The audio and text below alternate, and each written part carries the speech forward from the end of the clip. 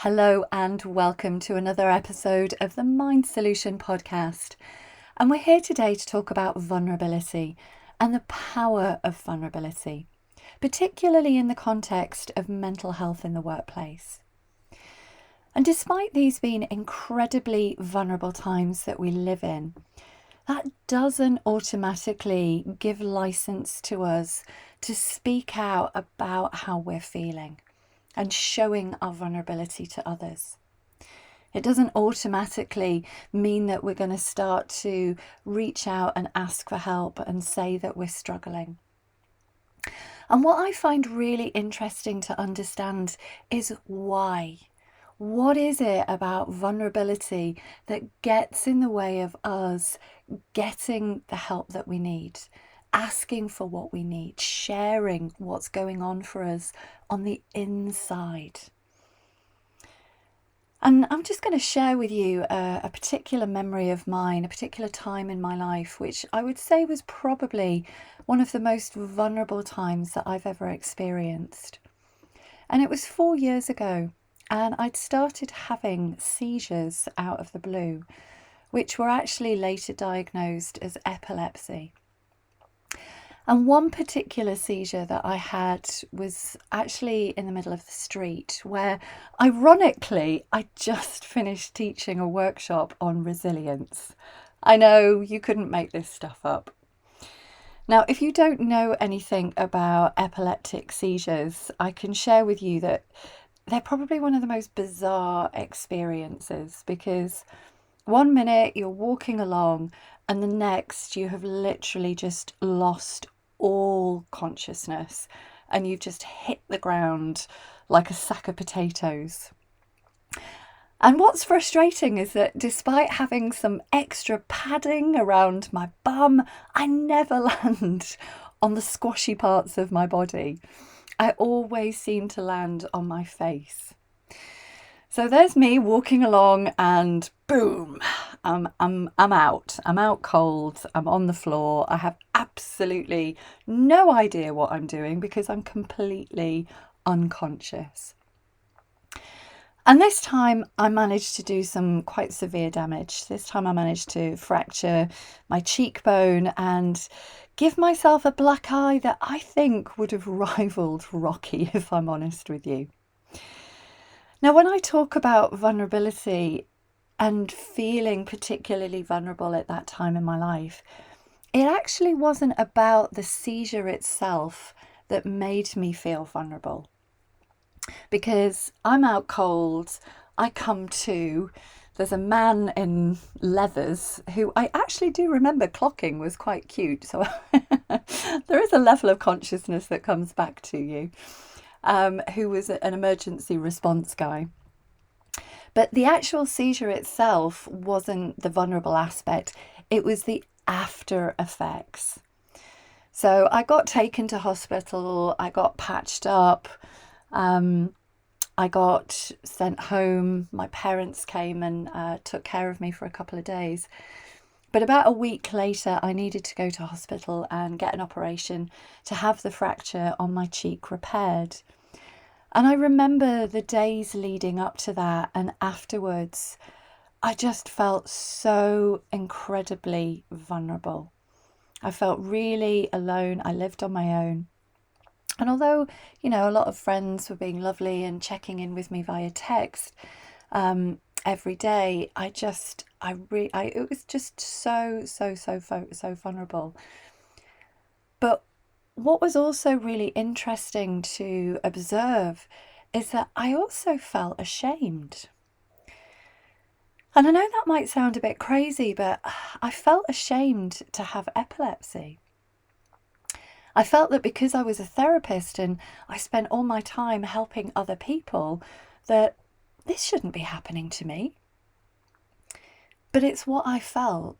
And I was just really witness to that. I was really witness to these emotions of deep shame that were coming up inside of me.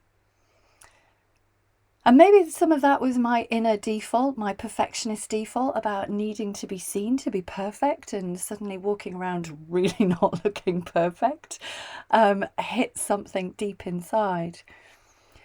But what I also find interesting is what Brené Brown discovered in her research that she did about the power of vulnerability, her amazing TED talk on the power of vulnerability.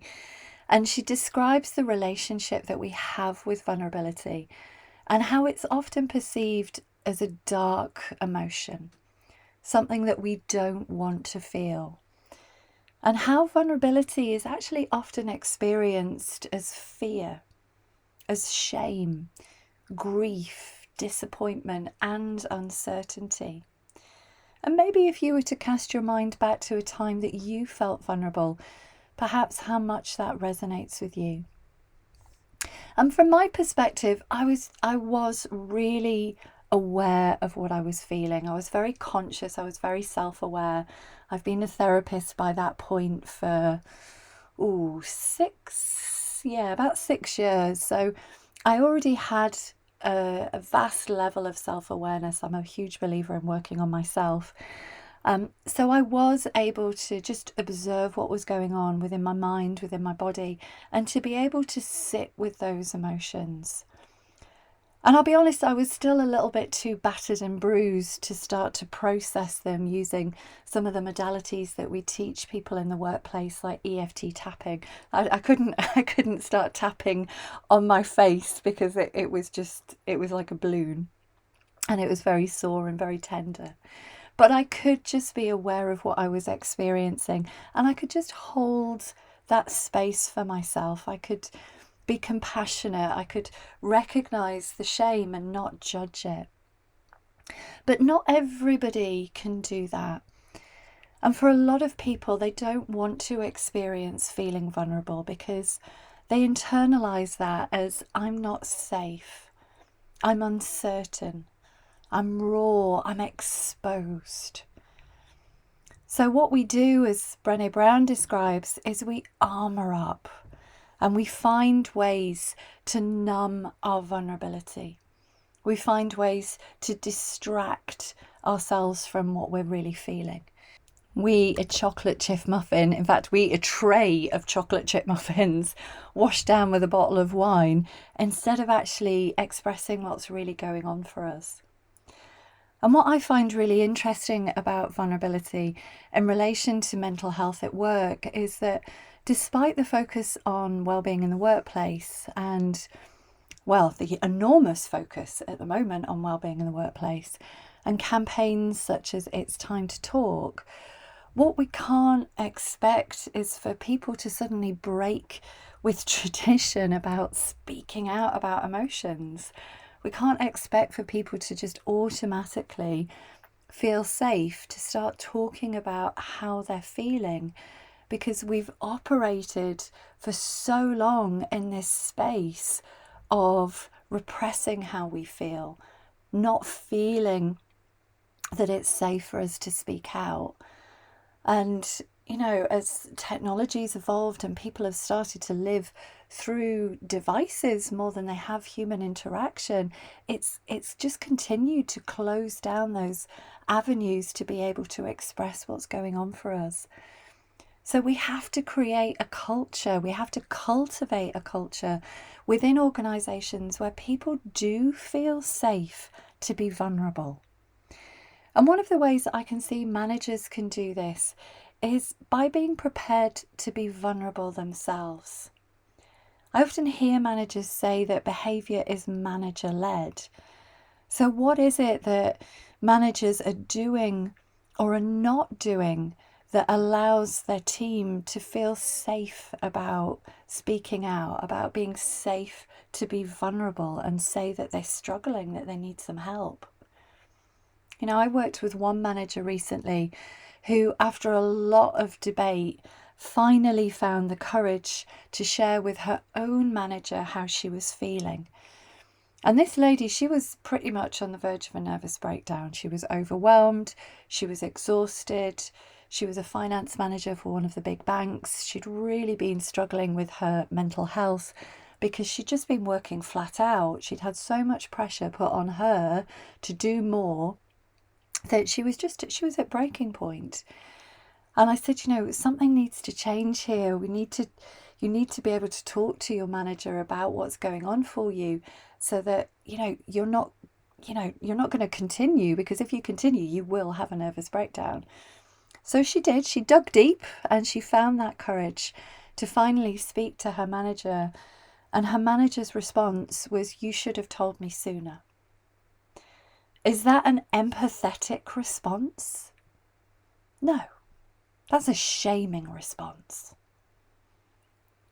So we need to equip our managers with the ability to have real human conversations that don't result in those kind of responses. Because vulnerability, it also brings with it fear.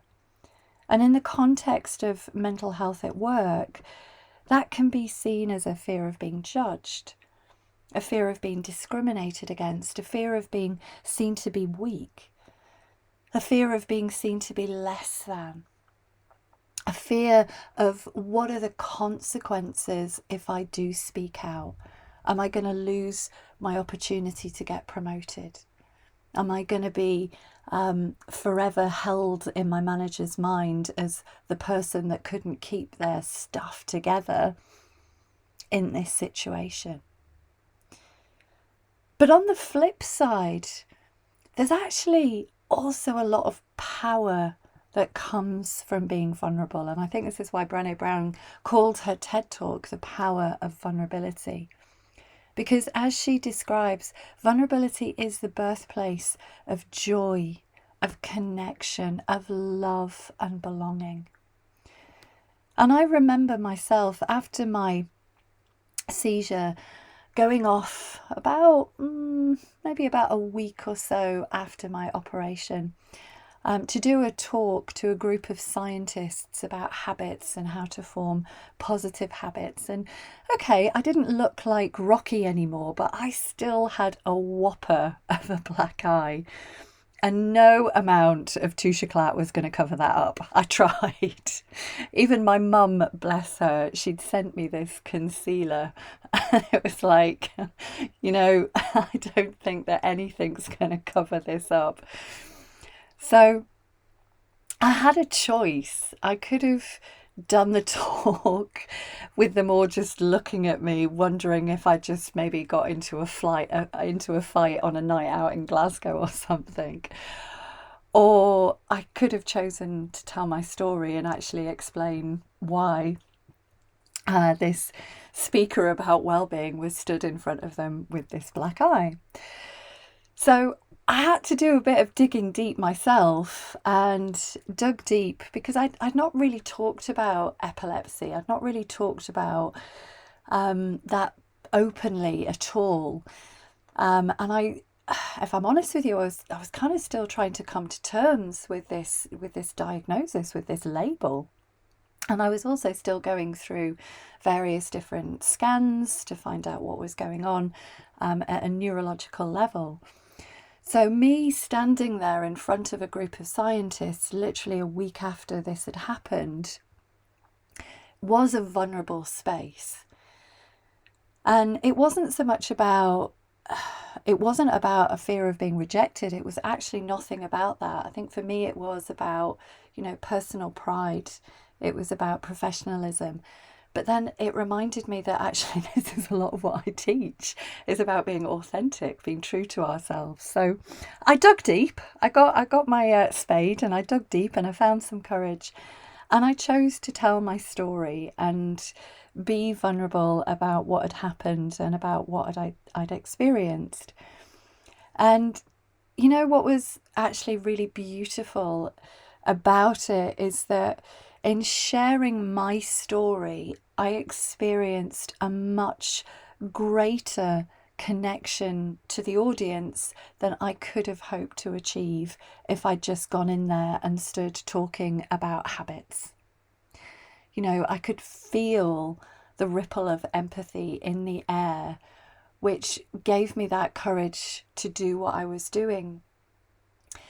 And I think deep down we are all vulnerable. We've just spent so much time running away from vulnerability. We've spent so much time running away from our true feelings and what's really going on for us. So we can teach our managers to spot the signs of mental health in their team. Of course we can. But I think that for the next generation of wellbeing in the workplace, we also need to teach them how to have real human conversations where they can build true connection, where they can demonstrate real empathy. And through that, we can really start to make some shifts about the way that we interact with one another, shifts that I think are desperately needed. Because it can't be time to talk until we have equipped our managers with that knowledge, with that skill, and also allowed our managers to feel safe themselves about being vulnerable and sharing their vulnerability, being willing to step into the space of vulnerability when their team members sharing something, just in the way that I did with my talk. So there's great power in vulnerability. There's great power to create the kind of human connections that the world desperately needs, both globally and within the workplace. So if you'd like to know more about our management mental health training, then do get in touch. Drop us a line at info@themindsolution or head on over to www.themindsolution.com. And I look forward to catching up with you next week.